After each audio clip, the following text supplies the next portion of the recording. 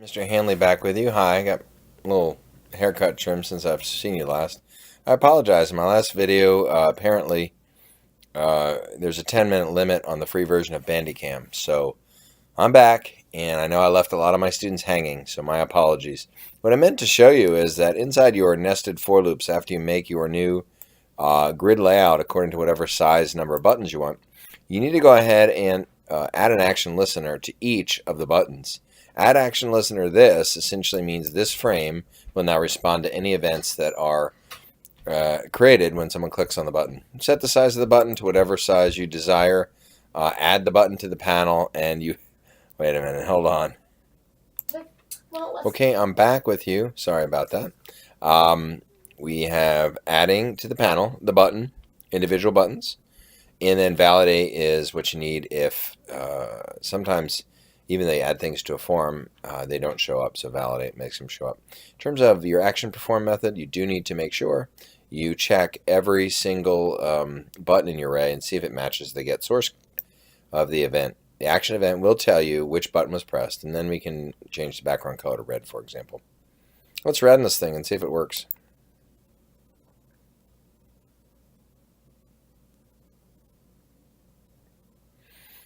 No, my window came up minimized, and unfortunately I don't see anything on the screen, so that didn't work. Let's see what I might have done wrong here. I forgot to call my initialize. Nope, call my initialize right here. Size and size 4 and 4. Set the. Let's go back to my designer.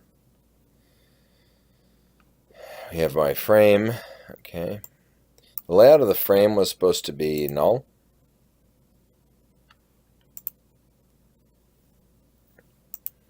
Okay, that's good. And then the inside there was supposed to be something called a JPanel.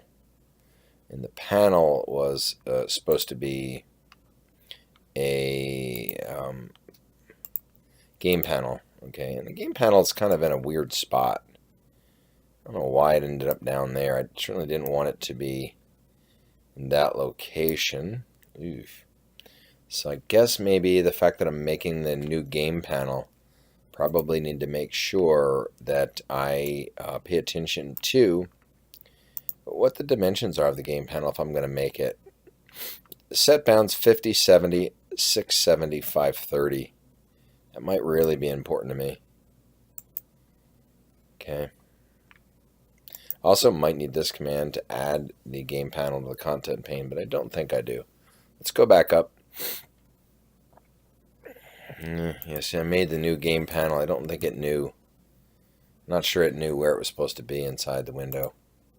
Well, let's give it a shot. Window comes up minimized, a little agitating, but I'll make it bigger. I don't have anything. Bloody heck. Okay. We made the new grid layout. We set the bounds of the grid layout.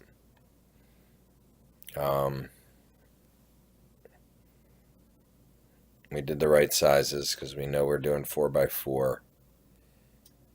And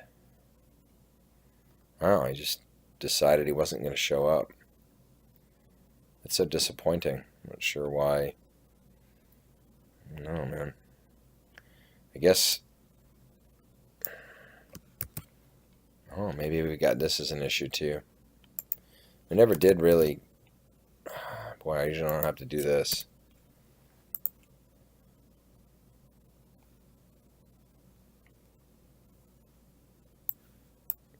Not getting any love. Definitely not getting any love out of this thing. Okay, init components is followed by initialize. Have our 2D array declared globally. Loop through the entire 2D array. Make the JButtons, and we're adding them to the panel, and then we're validating we're done. It's all the kind of stuff I was expecting. Have the size of the panel correct. Have the grid layout correct.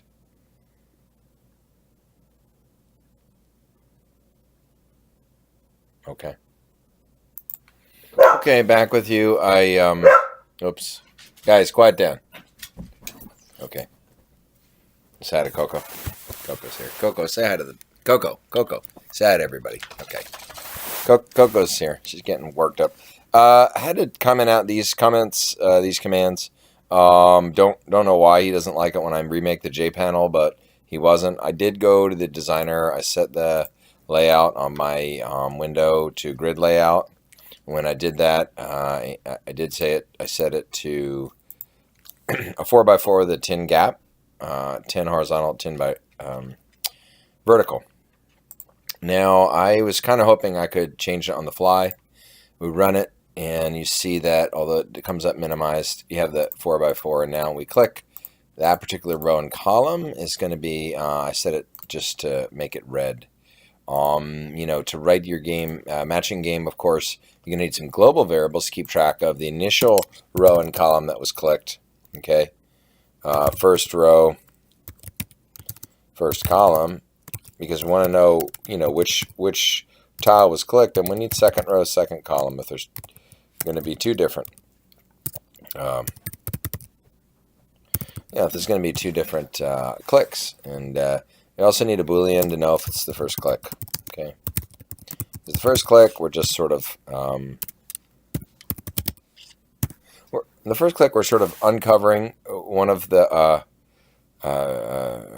buttons or the texts, and in the second click, of course, we're going to go in and we're going to see if they match up, and then we can take action based on their matching. Of course, my model has to have 2D array of integers. I can certainly initialize it by putting 2 zeros, 2 ones, 2 twos, 2 threes, 2 fours, and then have a scramble method that we call from inside the frame. So the frame, in fact, can come in and have the logic to activate the scramble every time there's a new game. Scoring is up to you, how you want to do it, whether you want to count matches for a 2-player hot seat game. You could do as fast as the one player can uncover the pieces. And as well, we could do some things with image icons. We could make different themes for our matching game. We could have flags of the nations. We could have different teams based on. We could do colors for the buttons. We could do phrases. We could do a matching educational game where we did object-oriented terms or biology terms or terms from the history world or physics. We could talk about the different laws and the formulas for physics. That'd be kind of a nice little refresher. Okay, signing off. Again, I apologize to my students from fall 2017. I really left you hanging with my initialize. Don't forget to call your initialize, by the way, from your constructor and anywhere else you want to kind of get this game reset. Because if you don't call it, of course, it won't activate. And validate, I've found, if you don't have that command, sometimes your buttons just don't show up. To see if I could still do this, just for fun. Well, see if this works now. I darn well thought it would have worked, but I'm wondering if that was part of the problem, me setting the grid, and it's not. You can make the grid on the fly, which is nice to know, because if you wanted to alter the size of the game on the fly, you don't have to let the GUI builder do it for you. However, there must have been something in letting the GUI builder do the setup for me that is down in here that I just didn't have, and I'm not sure if it's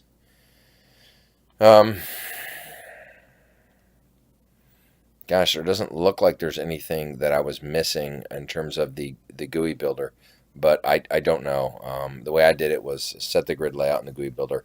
Later on, you can take the name of your J panel, which is set up by by NetBeans for you, and you can just add the new grid layout, whatever size you need, and that can change throughout the game.